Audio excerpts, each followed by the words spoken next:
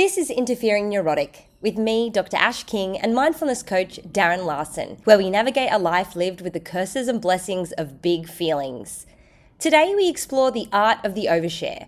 We chat about the urge to take our private journaling public, the personality types that have an easier time keeping it real, if living mindfully is incongruent with doing it for the plot, performance anxiety, but the role is acting human. And we leave you with 3 key things to consider before sharing your inner world elsewhere. Howdy, and welcome to Interfering Neurotic. We're up to episode 3. You're here with Ash King and Darren Larson. Darren, welcome. What have you been up to? Hey Ash, I just got back from swimming for a week in the ocean, the Caribbean, which sounds really cool. And it was really hard. I don't know if we've talked about this very much, but my husband is a lifelong swimmer. He discovered these, it's kind of like swim tourism, organized swim trips, ocean water. So in order to go on vacation with him on these, I had to start swimming. So 3 years ago, I've been swimming for 3 years. So I was really excited that all the work I've been doing, I'm going to be able to tell the difference this time. It's going to be fun. What they do on the first day of the trip is they have you swim and they watch you and they put you into groups. So strongest, middle, and weak. They don't say weak, but everyone knows. There Do was you get only do you get one. little names? We used to You have to do get, this when you were a kid, like the tadpoles and the dolphins. yeah, no fun names, but we get these brightly colored caps that they can identify our bodies in the water if they need to, right? So yellow group, orange group. I'm in the orange group, and then the pink group only had one person, and she had a medical emergency, and her family had to leave. So that made me the weakest of the middle group, if that makes sense. So Matt is the strongest of the strong swimmers, and I'm the opposite. And so I don't know. I also discover or remind myself I'm not really a island vacation person. I don't really love spending a lot of time on the beach. I don't love rum drinks. I don't like steel drums. This is what am I doing here? So it felt like, you can't get sympathy. I was swimming in the ocean. You can't get sympathy for this, but it was really hard. I want to tell you one thing about this, and I think it has an emotional tie-in. Two things. One thing, I woke up every morning and I had that. We talked a little bit about that emotional tinnitus that you mentioned last week. Like I got this high idling thing. I'm on vacation, but I wake up feeling kind of a dread. And I use all my mindfulness tools to navigate the day. We would swim like 90 minutes in the morning, 90 minutes in the afternoon. It's a lot. One day I said, I'm done. I have to take a break. So they let you get out onto the boat with the guide and watch people. So we're watching all the swimmers, and the guide was pointing out kind of a stroke analysis. What are people doing? Strengths and weaknesses and things. And the thing that really was impactful, that actually felt like it let me off the hook a bit, was he was pointing out, he said, what makes the yellow group, the strong group, different from the middle group? He said, like, he said, do you know what it is? And I'm looking at their stroke. Is it their elbow? Is it their kick? He's like, everyone in the yellow group in childhood was swimming regularly in swim clubs. That's what puts them in this group. So I thought, oh my God, it's such a relief because there's no amount of preparation at this point in my life that's going to put me into that group. But it's something powerful about that. The repetition that just gets in your viscera, muscle memory, this lifelong swimming, that they make it look so easy. But it's just reminded me I have got to stay with my my ability and try to enjoy it without that comparison is just deadly. How old were Yeah. you when you learned how to swim? I mean, I swam when I was young, but I was never a part of like swimming laps or any kind of competition or any kind of like really drilling it in. It was more like really splashing around and doing somersaults and goofing around. So, the serious working on my stroke has only been 3 years. So it's kind of crazy. Anyway, That's but yeah, it was a relief to, the emotional part, where the neurotic part of me comes out, is I don't want to be the last. I don't want to be the person out of the whole group of people, like 14 people. I don't want to be the one that's kind of holding everybody back. So it was really interesting. I did notice that there was a way that I could when I would relax, I would actually do better. So it was negotiating that internal emotional stuff, all the story in my head about it. So it's super interesting, but I wouldn't say relaxing. I'm still thinking about the pink cap, to be honest, and thinking that if I went on that trip, and I would probably get the pink cap, even though I've been swimming steadily since childhood, because I find the ocean incredibly intimidating. But if I got that pink cap, there's just no that I would have no capacity to enjoy any feature of the holiday Okay, thank you. from that Thank you. point. Thank you. Right? If you got basically if that's the grade you got on the first day, And right? it's so visible. It's not just like the instructors come up and Yeah. said, look, everyone else here is quite advanced and quite comfortable in the water, and you've got a ways to go. It's like, no, no, no, you wear the pink cap. I understand why, but it's Yeah. this whole idea of visibility and the ways that we're being seen by others, and then how that impacts the ways that we see ourselves and that we can experience our lives. That brings us in pretty nicely to what we're going to be exploring in today's episode, which is the art of the overshare. This is more about what we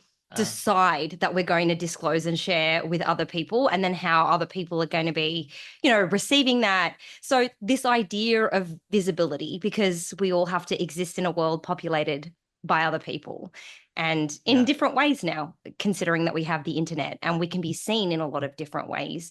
So in our last episode, we kind of finished up talking about this, but I really loved what you mentioned about the idea that, however many years ago, it would have been mortifying for someone to have found your journal and to read it. And now we're all clambering, many of us are Yeah. clambering on the digital space to be like, why aren't you reading my online journal? Why aren't you listening to my podcast? Why aren't you reading my blog or watching my reels and hearing me talk about these intimate parts of our lives? No, I think I've been thinking about it since we talked too. And I really think, I don't know if it's a generational thing, if it's the fact that the way we live is so different now, but it would be considered the height of destroying trust if you had read someone's private thoughts. There's also something about that, though, that I think what it implied by having a journal, it's not only private, there's the impact of time, right? Part of the benefit of a journal is I write that down and I move on and I can focus on other things. And maybe I'll come back in a year or 5 or 10 and I can reread something that was private. And I might have a very different take on it. Where now it's such a rush to make it public, Mhm. right? I mean, is that something that you think about when you are actually deciding something's happening in your life right now? Do you have this belongs among my friends, my therapist, my journal, or I'm ready to put that out there? What do you think about that? Yeah, I think that that's the $1 million question, something that I find so, so fascinating. To go back to the journal, I think we need to dive into that. But to go back to the Okay. journal, I'm reading Montaigne, the philosopher Montaigne Okay. from the 1500s, his journals. And he was one of the first people to, I guess, be associated with the personal essay, exploring Mm, his own inner world, exploring his own personal experiences, and writing about it from that first person subjective perspective.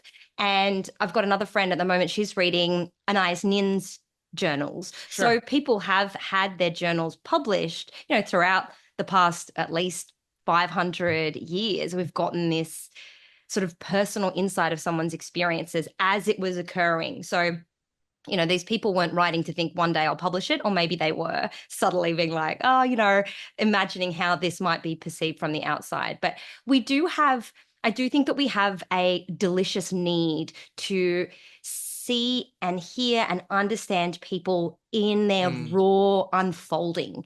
So without that buffer of time, I can understand why it's so alluring for us to be drawn to content where people are messy, like being messy mm, disclosures. And I'll say messy disclosures because they haven't had maybe time to sit and yeah. process and reflect and analyze.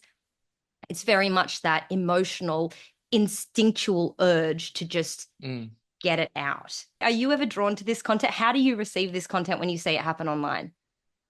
Well, I think one of the things that fascinates me most about social media is how, let's take this format where we're all familiar. Someone is looking into their phone and walking around their neighborhood or walking around their house and disclosing something. And what fascinates me is how one person, I can feel myself rejecting it immediately. And another person, I'm hooked in and I want to know more.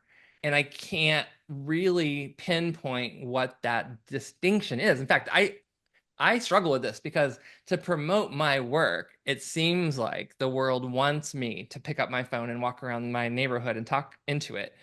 And it just doesn't feel right to me. Yet there are some people who do it, and I feel pulled in. I have a theory about what makes this especially hard about mindfulness. You have to tell me what you think about this. I think there's something about when we tell each other stories, if we've made a bad decision or something bad has happened, but let's keep it to, if I've made a bad decision, it's very likely to lead to a really good story. If I make a good decision, if I have my wits about me, if I pause and I consider and make the more whatever insightful or why, right? Then that does not make a good story, right? So, I was going to have another drink and stay out, and there was someone I was attracted to, and I decided to stay and pursue that. You want to know more. Yeah. I was at this party and someone offered me another drink, and I said, you know what? I really need to get better. I really need to get my rest, and I'm going to go exercise tomorrow. That's not nobody wants to hear that. So you kind of sound like a dick when you make a good choice. What I'm saying, Yeah, Darren, right? this is for the plot. Some people, this is like a whole trend thing online, and people say, "Oh, you want to hear the for the plot story?" Or I did it for the plot. Yeah, no, exactly. And I think I really wonder, even in literature, if some of these writers throughout time have made choices that made their life more interesting, which means they're full of bad choices that they can then, look back on in hindsight. Um, so then the question is, if I make a lot of mindful decisions, then I start to seem like a boring person with no interesting stories to tell, or like I'm bragging, which I think is a real. So I do think sometimes the for me the way through is if I can tell a story about a bad decision that I either learned from or salvaged or something, and I feel like there's got to be something to offset either this pattern. I have a pattern of making bad choices, or I never make bad choices. There's got to be some human middle point where we can connect with each other. I don't know. Some people, don't you start to get suspicious? Like comedians can get away with it because that's their job, is to be funny, and they can tell they have certain shtick that they do. But for the rest of us, there's this what does it mean to be intimate with strangers or to put things out publicly, wanting to connect, but in this really dicey boundary between am I reporting? Am I bragging? Am I looking for validation? Am I looking for sympathy? It's very complicated. Mm-hmm. And some people's personalities just seem to be more, I would say that there's a certain personality type or types that really seem to be all about what attention at all stakes or at any cost, right? No matter what. Definitely a personality type trending towards that need for disclosure or sharing, or maybe just a greater comfort in sharing what they believe to be their real self or their authentic self. So this was a feature of my research, actually. Okay. And Oh, good. in a surprise to no one, people who are higher on the extroversion scale are more likely to present an authentic self or something that they deem as their authentic self to the world online. This is Okay. through mass personal self-disclosure. So this isn't in private messages or DMs. This is the stuff that goes out on the feed or out in the reel so that mostly anyone Mm. could jump in and watch it. And I think that also links to another finding in my research, which was that people who are higher in extroversion also are more likely to present an ideal version of their self. But the thing Mhm. with people who are high in extroversion is that the ideal self and the real self for them might be quite Ah, crossover. So they might feel quite close to at least their version of an ideal self, Mostly because if we're talking about a Western context, we tend to celebrate and endorse the extroverted personality, don't we? Probably you even more so in the States, but Yeah. this idea that if you're loud and gregarious and you put yourself out there, that is something to be encouraged and celebrated. And of course, Susan Cain came forward as, forging the battle for the introverts and the people on the other side of that spectrum. But the other interesting finding was that people high in neuroticism were far less likely to present what they considered to be their Huh. real selves or their Oh, authentic interesting. selves online, but they were also more likely to present an ideal self online when offering self-disclosure. So the interesting way to Yeah. pass some of this is that for neurotics, their ideal self doesn't look like who they think they actually are. Oh, yeah. An Right. ideal Right. self is something that is not really associated with who they are. So, neurotics would more likely put up a false self online because Okay. they're like, maybe the world needs to see me in a certain type of way because I'm concerned that if I bring my actual self, my real, messy, weird, confusing self to the public eye, that I'm not going to get that acceptance. I'm not going to get that feeling of belonging or validation. So I found that really interesting. I mean, it's so interesting and it's so nuanced and so confusing. And there's also this self-awareness at play in what you're describing. How did you, I don't know how much you want to get into it, but how did you make this observation or this determination that there was a split between the perceived, sense of a real self versus an ideal self? How did you get to that information from people? Oh, this was just through a survey that I did that asked people their sort of self-presentation Ah, habits online. And I guess the sense making of, why are neurotics putting their ideal self up, but they don't think that they're putting their real self up? And it was kind of just a way that I was exploring why that data came out the way that it did. gotcha. I Okay. I've actually sort of recently lived through a little bit of this because I find it so fascinating. This idea of the person that we are to others versus the person that we believe we are within ourselves, within our mind, within our Mm, body, the things that people can't see just through looking a lot of the time. But of course, I've mentioned in the past few podcasts that I have put some stuff up about my recent separation from my partner from 10 years. And sort of over the course of the last year, I was sharing some posts that really resonated with me, but were also quite cryptic. So people might not have known, but we're pretty adept now at surfing through this digital deluge hmm and can often go, oh, that person's putting a lot of kind of breakup coded stories. Like, I hope that they're okay, or I wonder what's going on for them. And then, of course, more lately on my Instagram, I did make a bit more of an explicit disclosure saying that my partner has just now moved out and shared a little bit about how I was feeling with it. Now, I have to say that in the wake of that, I did experience, that type of vulnerability hangover moment. That idea hmm that, did I put too much out there? Did I have a right to do that? Am I in a secure enough place to have put that information out into the world? And it wasn't a decision that I made lightly. So I didn't just decide to post that. It was something that I was thinking and deliberating over. And I actually felt like, in all, the response that I got from it was incredibly supportive and heartening.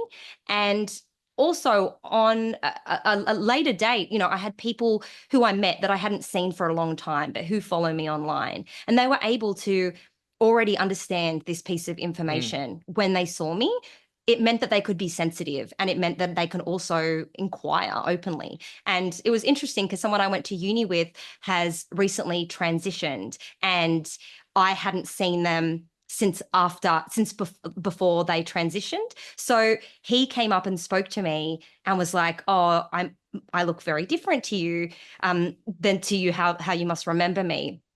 And he didn't need to go through the story because I had seen his journey online as he had expressed it when he was in a position to feel safe and secure enough to do so. And similarly to me, that I had expressed that too about what had happened in my relationship. So he could come and offer some really warm and Mm, supportive words to me without me needing to have sat down with him for half an hour and go, okay, so now I'm feeling comfortable enough in having small talk. This is actually what's happening to me in my life. So it was interesting to do so, but also, I want to call to something that you spoke to just before, which was this idea that sometimes you see these disclosures and you feel like, ugh, like towards the yeah. person. And sometimes you're like, oh, yes, that's so brave. And I think that that's so awesome that you're being so open. There has been some research into that, which is about the Mm, likability and the level of intimacy that we have, that we perceive to have or have actually with the person making the disclosure. So if we like the mm, celebrity or influencer, or it is a friend of ours that we like anyway, we tend to see these disclosures mm. in a positive light. Whereas if we're hate following someone, or if we're following, that acquaintance that we had in high school that we didn't really like then and we still don't really like now, the exact same content of this disclosure could be present and we would decide to view it and interpret it in different ways. It seems like you're getting at such a rich, it's so complicated, but we're talking about intimacy and connection and performance and how these all kind of intersect. And I'm wondering, part of what makes me kind of cringe or have an aversion when I see someone disclosing is it almost has a protective impulse where I'm wondering, are they going to regret this? Is this too much too soon? Right? So it's almost a form of feeling an embarrassment on their behalf that I imagine that they might feel later. But then there's something about the way we connect online now where every day it's like what was said yesterday's gone, feels like it's gone forever. So maybe that person won't ever have that. When you're talking about the sharing intimate details of your life and keeping in touch with people in that way, I think that gets left out of the conversation that there really can be some valid tracking of each other's lives um, through social media in a way that maybe people, I don't know, my age and older leave out of the equation. Does that make sense? So it's like there's something about just the way the world is now. There's a social milieu, there's a town square feeling that younger people have found a way to not only live with, but maybe even leverage in really beneficial ways. So if we just say, you know, cut out social media, cut out phones, you really are cutting out this connection to people your age going through similar things. There is something also, I'm going to contradict myself, but there is something refreshing about not needing to overly guard things that maybe we would have written about in a journal in the past. That could be stuff that we have felt was too shameful to ever share, and maybe the bar has changed, and that maybe is a good thing. I think it's very complicated. I think as fellow neurotics, because of the shame and embarrassment that we have about our inner world of thinking that we're too intense, that we're too much, that we're confusing, that we're not like others, and feeling isolated because of those tendencies and those traits. As I said in my research, neurotics tend to not want to share themselves as much, but I'm sure you're the same in that when you read memoirs of people, when you hear songs from people Yeah. who are narrating this type of an experience, suddenly you're like, wow, I'm not alone. I am seen and I am like other people in certain ways. And that's hugely validating. Huge, huge. Yeah. And I would have loved to have had that when I was younger. So it's an interesting thing to kind of calibrate and to consider that. And also so subjective. Because what we're implying here is that maybe I find people who I connect with, and that's just unique to me. So I don't know that there's any formula for saying this person is authentic and conveying intimacy in the appropriate way. It's just too individual. There's no recipe for your authenticity to be perceived as such. So much has to do because we are sort of dual meaning makers, where we're making meaning of our own experience, and then other people are making meaning of our experience as they perceive it. And then we're making meaning from our experience back in accordance to how we think others are seeing and hearing and receiving us. And one thing that does feel frightening to me when I open up online is this idea that I know that everyone who reads this or see this doesn't like me. It's just inevitable. And when I imagine how I'm seen by those people, that is quite destabilizing. And again, if you are oriented towards the neurotic end, this is the sort of stuff that can get you playing in a loop, that you can suddenly think, oh, people are going to think I'm an attention seeker, I'm a drama queen, I share too much of the time, and I just want everyone to look at me and pay attention to me. And that makes me feel ill. Like, even just talking through it now, the idea that someone is thinking these things and feeling this way about me, it's what has held me back from doing a lot in my life, because I can't help but imagine. There was also a girl in primary school who used to call me an attention seeker because I used to get up with the stage band and sing at the assemblies. And she's like, God, you're such an attention seeker. And I feel like I hear that girl in my mind. She's still in there. She's still in there. Well, it's funny that you bring up the musical performance, because what I was going to reflect back when you were just talking, when you were describing that, you're describing that, the perception, how am I being perceived? It's kind of like performance anxiety, and that instead of having to reserve performance anxiety for someone acting in theater or a musician, we're talking about everyone confronting their own performance anxiety in this social way, where we're all, to various degrees, putting ourselves out there. So we step out with vulnerability, the need to connect, and then we don't have enough clues to know how it's really received. We don't really get to know. I think the algorithms make it even that much harder. But it's a lot to process. And I also think, when I listen with the perspective of mindful awareness, there's mindful awareness of my emotions. There's mindful awareness of this story I'm starting to tell myself about how I'm being perceived, how to live with this complexity when at the core I want to connect. It feels vulnerable. It feels vulnerable to connect with other people. It just does. It's part of intimacy. But it's so complicated by this virtual public space. I'm always fascinated by people who are performers. There is something about this that we're talking about. Some people are better at performing authenticity, which is kind of a funny paradox to consider. And I think these people can end up being our celebrities, and the parasocial relationships that I find endlessly complicated and fascinating. How someone gets famous sort of because you feel like so many people feel like they know them, that they would be friends with them. There's whole career paths of this parasocial.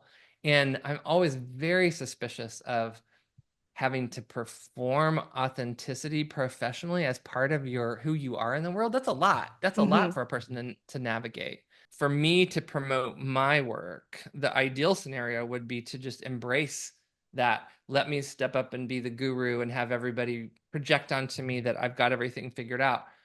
That doesn't really appeal to me. I don't know if that's because I'm neurotic or I overthink things, but it doesn't appeal to me. It doesn't appeal to me to be that kind of a person in the world. But hearing you say that, I'm hearing so much of yourself and your own self-analysis, even in that expression, because I don't think that is how you would come across, because that isn't authentic to you. So if you did attempt to be yourself in an authentic way, even though maybe the drive to perform or express it doesn't feel like what you're authentically called to, I think the manner in which you do express it would be something akin to, hey, I'm just a normal person, and I've had some good things in my life and some bad things in my life, and I've learned some stuff, and here's some of that stuff. I don't think that sounds like me. That sounds like me. I don't think that you could or would be the guru, because I just wonder if, Joe Rogan and, Huberman are just rocking around in their general life, ordering coffees and at the gym lifting weights, and they are the guru in this moment in their own mind. Like if that's just how they embody their experience and live. Yeah, I don't know. I wonder. One thing I was going to ask you, I often think about myself, and people who are closest to me know this about me, that I have not honed a performative self. I only have this persona. I just have me. I'm talking to you. If we were talking without camera, this is how the conversation would be going. Right? And when I'm talking to people I care about, people I disagree with, if I'm giving a presentation, it's just me. It's just this. It doesn't feel like I'm performing. It just feels like I forgot. What's that famous line about realizing too late in life that the world is a masquerade party and I forgot to wear a costume, maybe Mm-hmm. Kafka or something. And I remember reading that. Oh my God, wait, is that what we're supposed to do? I'm like Kafka was late. I'm still late. And I envy people who have a professional composure that they can use to have a side of themselves amplified and present to the world and offer something to the world without what I kind of see sometimes as a very like a fragility. You mentioned having that emotional hangover. I love trying to explain complicated, paradoxical, practical things. They're very often misunderstood. And so when people are confused, it can feel so physically, emotionally painful to have tried to try to get something across and to not have a persona that I can use. Like I think about like really great actors and actresses and people who can step out on stage and inhabit a character, and then they can step off stage and then be themselves again in their personal lives. And I sometimes like, was I supposed to work on that? No one told me to develop that kind of protective strategy. So oftentimes when I get really depleted or frustrated in life, it's because I've only got this persona to draw from. And it's a persona that tends to err on the side of being an open book and sharing everything and not for it. It's actually feels like it's not attention seeking at all. In fact, it's not dramatic. It's just kind of a level of candor that I don't think is the norm. But do you feel like you have a persona that you use for when you're doing more professional or vulnerable or public things, or is it all just you? People who know me will sometimes say, oh, you use this kind of a voice when you're doing this sort of work, or maybe you talk in these kinds of ways. I was at like a collaborative dinner party the other day, and we sat around with people that we didn't know. And I noticed to myself that, oh God, I have this tendency to go, oh, I was reading this book by such and such the other day, and there was a really interesting study in there and I feel and would be these ways anyway, but sometimes with people that don't know me, I feel like there is a sense of urgency that I get across the things that I want to be perceived as, Uh, as easily and naturally and urgently as possible, because I'm worried that people maybe will get the wrong end of the stick when it comes to who I am. But also, oh, there's this idea that if other people see me in the ways that I want to be seen, like that bolsters, I suppose, that part of me. And this is an interesting theory that I discovered during my thesis research, which is something called self-perception theory. And it suggests that we develop things like our attitudes, beliefs, and sense of self by observing our behavior and inferring what it means to other people. So if we perform or present a particular version of ourselves consistently to others, we also mm, might start to internalize that identity and keep mm, behaving according to that. So, say if you are always acting confidently, even though you don't feel confident, over time, you might genuinely start to feel and act confidently, which is some of the directives when it comes to things like, public speaking or even these sorts of yeah. vulnerable disclosures. You might always think deep inside, I don't feel like the sort of person who can go on stage and do a speech, or I don't feel like the type of person who can be open about my inner world. And yet, if we do that and other people see us doing that over time and Oh, consistently, we might almost start to embody that. So I find this theory really fascinating. And it was also something that I wonder, how far can you stretch it? Because I was like, all right, I'm this neurotic mess inside my mind a lot of the time. But what if I present myself as really cool, calm, and collected and unbothered Ah. and really well put together? And thinking that maybe that is the key to Well, being I all of think you're those getting things. I think you're getting to something that we probably don't have time to talk about today, but I want to make a note to come back to this, which is something that I have to come across very luckily, about this distinction between expressing emotion socially versus observing emotion subjectively, privately, and that both these are two skills. These are two different skills. And there's a kind of, in the world of mindfulness and yoga, and there's kind of this notion that we should not suppress feelings. But I think there is a place for the social suppression. I have a lot to say about this, so I'm not going to just, I want to just kind of hint at it. When I'm presenting, and especially if it's like a corporate audience or whatever, and I think that I know they come to the table and there's mindfulness anywhere in the description, they're already like going, you know, bullshit, right? And so as I'm explaining to them as clearly as possible they can be, clear, practical, no BS. And then I'm listening to myself describe it. And at some point it sounds trivial because it sounds like I'm saying something like mindfulness can help you regulate your emotions. For example, feel your legs. It just doesn't compute. It doesn't work. It's like, because then it sounds too easy to be useful. And the point of bringing this up is that I will admit to the audience, I'm listening to my description right now, and here are the holes I'm finding as I'm saying it to you. And here's this is so important, but the clearer I get, the clearer I can be, the less significant it sounds. So I will be in the middle of a presentation and I will say, I'll be saying something, I'll make a good point, and I think, you know what? As I hear myself say this, and I'll just incorporate that into my presentation. And I do think that the kind of feedback I typically get is that this is unlike other mindfulness presentations that they've heard. I get that a lot, but also that I'm just being myself, and they appreciate I'm not someone who's reading slides or speaking in some sanctimonious way or making it sound like I've got it all figured out. I'm sort of chewing on it even as I'm in the middle of, I do think I'm trying to connect with the audience to say, no, we really can regulate our emotions better.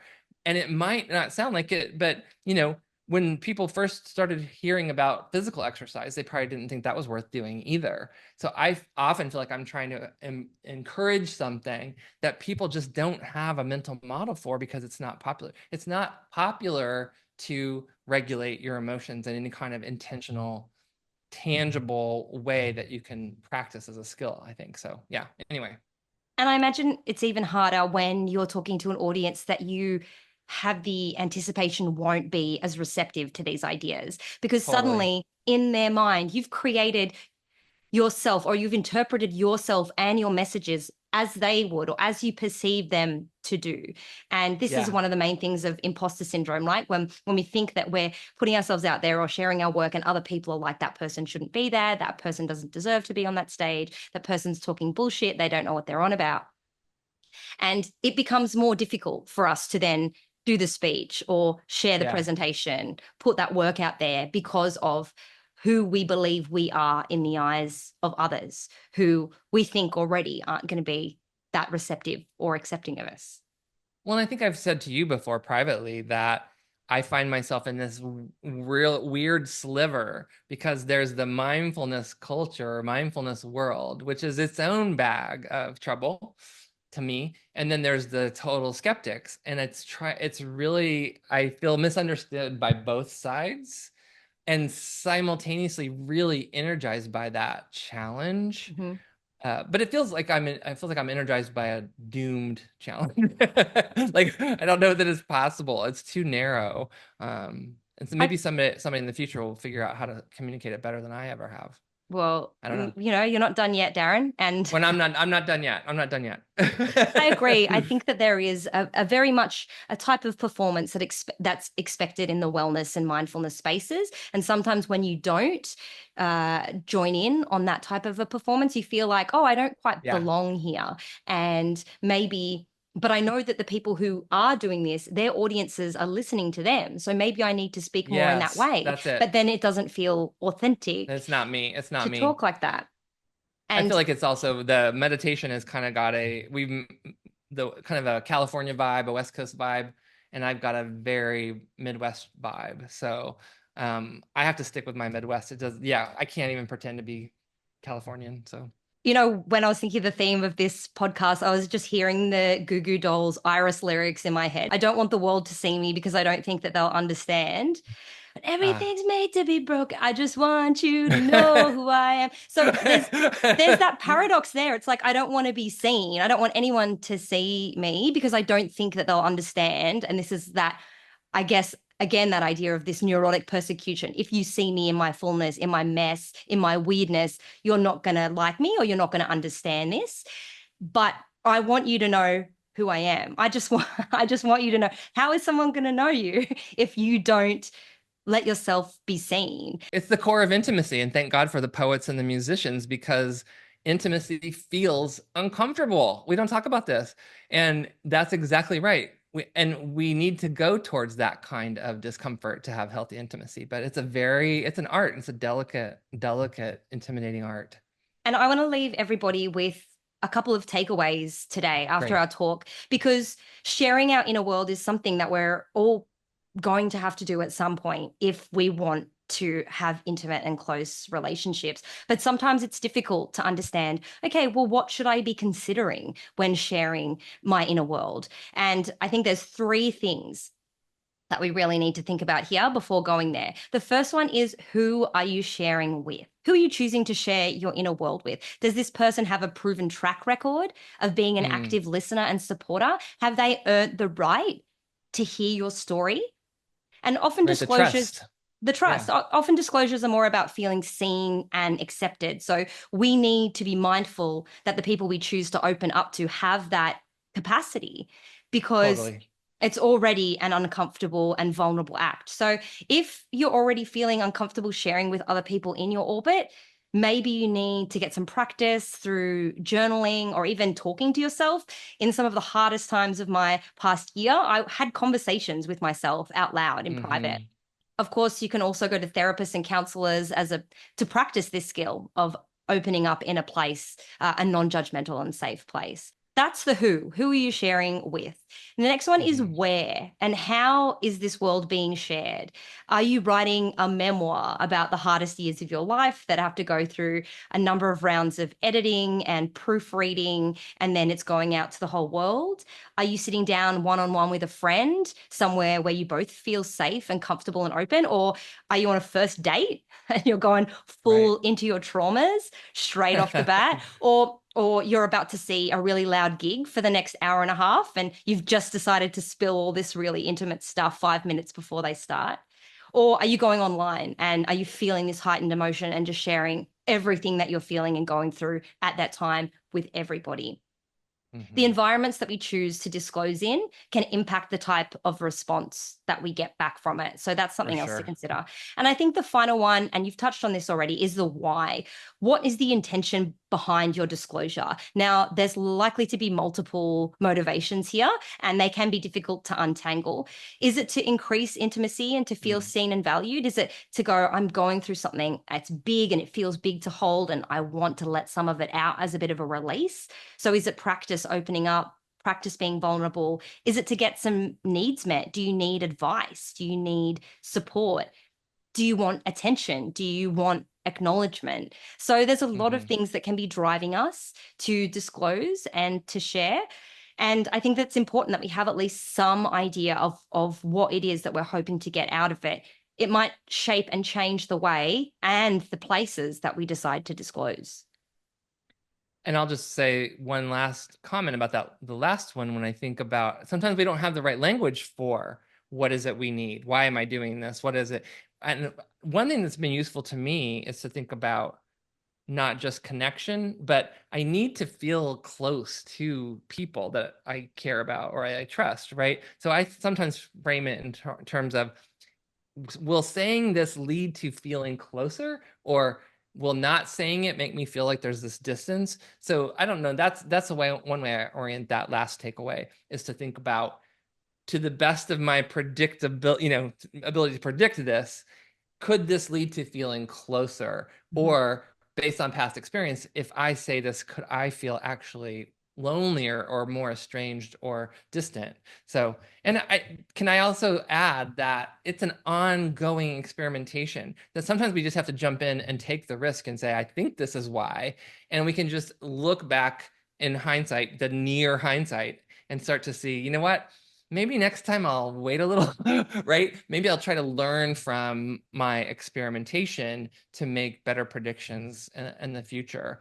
And it's so important, because I do think we seem to be living in a time where people report a lot of loneliness, and we do need to feel close to people and each other.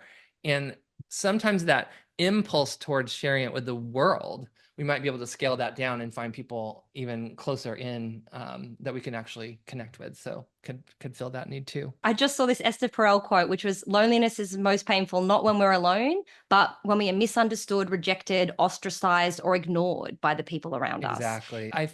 I feel the loneliest surrounded by people who I don't think get me. Fran Lebowitz said that. I really have never felt lonely by myself. It's other people that make me feel, or that I kind of twist into a narrative that make myself feel like I don't belong. So fascinating. So fascinating. I love this topic, and I'm so excited about our topic next week, because so far we've kind of touched on some techniques and practices, Darren, that you use and you teach and that you employ regularly as a mindfulness coach to actually feel your feelings. This idea that feeling your feelings is something that we have never been taught to do, really, and it's still very vague and nebulous. And so next week we're going to be doing a Feeling Your Feelings 101. Oh my God, that's going to be my favorite one so far. No, it's going to be good. I swear. People come listen, because this is not talked about enough. I can't wait to share.